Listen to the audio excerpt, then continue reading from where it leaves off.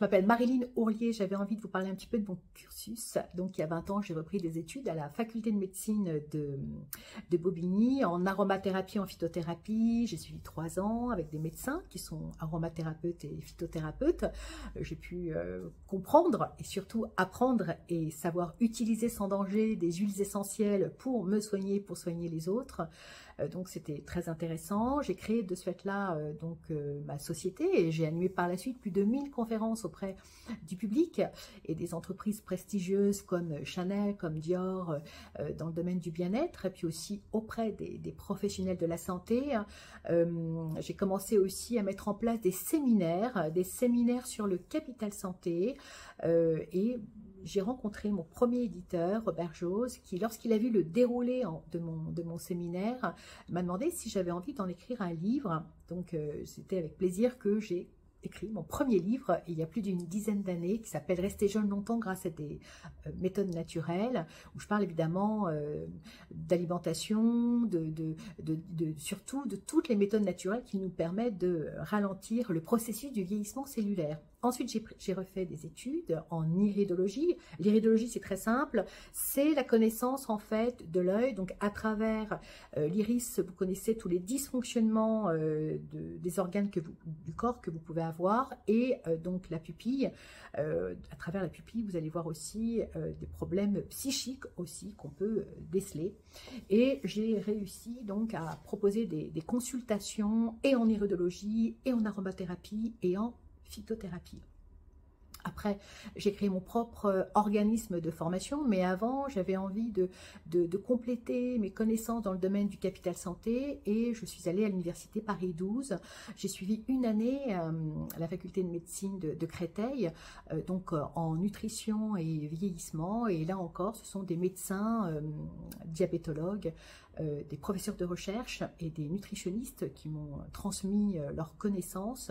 Et c'était très intéressant parce que c'était à travers des études cliniques et surtout des statistiques scientifiques que j'ai pu acquérir davantage de connaissances dans le domaine du processus du vieillissement cellulaire.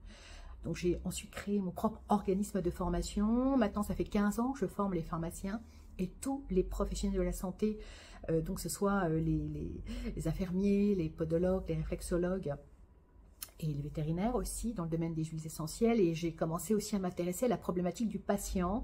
Je me suis rendu compte qu'il y avait beaucoup de patients qui étaient atteints de pathologies chroniques, qui posaient un vrai problème évidemment et de santé et économique. Il faut savoir qu'aujourd'hui on répertorie quand même toutes les 90 minutes une amputation liée à des patients diabétiques.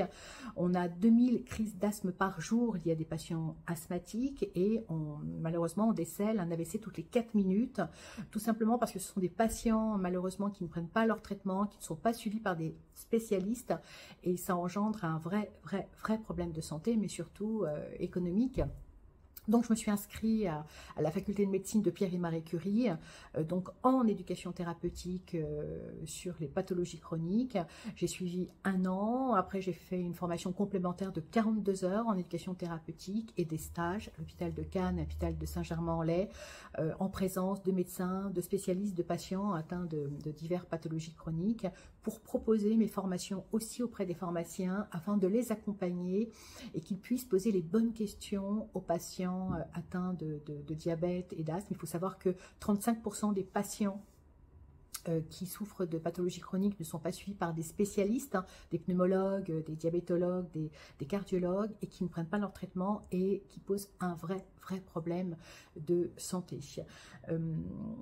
Je me suis rendu compte aussi, évidemment, comme vous le savez, qu'un autre problème récurrent dans le monde, c'est le sommeil, l'insomnie, on est bien d'accord. Donc, je m'y suis intéressée et j'ai voulu écrire mon 2e livre qui parle évidemment de bien dormir grâce à des remèdes naturels.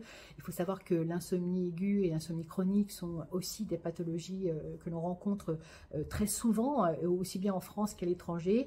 Et je me suis intéressée à cette problématique.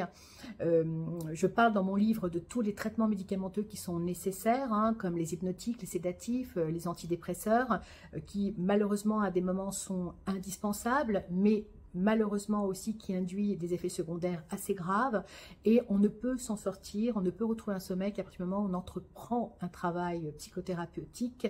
Et dans mon livre, je parle aussi des différentes techniques de thérapie, comme la psychothérapie, la PNL, on parlera de l'hypnose qui est très intéressant, qui est très bénéfique aussi, le rebirth, c'est-à-dire comprendre pourquoi à un moment donné, on a malheureusement plus réussi à s'endormir et à retrouver un sommeil durable. Il y a de toute façon une cause psychologique dans 75% des cas. Voilà, et je parle aussi dans mon livre de toutes les méthodes naturelles, comme l'association d'huile essentielle, une huile végétale en application sur le corps le soir à 22h, à 22h15 ou 22h30, vous pouvez pouvoir vous endormir, vous laisser aller à surtout vous reposer durablement. Je parle aussi évidemment de la phytothérapie, des élixirs floraux, mais aussi de toutes les autres techniques comme le yoga, comme le qigong, la méditation, qui sont évidemment reconnues aujourd'hui pour nous apporter un mieux-être, une meilleure sérénité, et qui sont tout autant très très bénéfiques.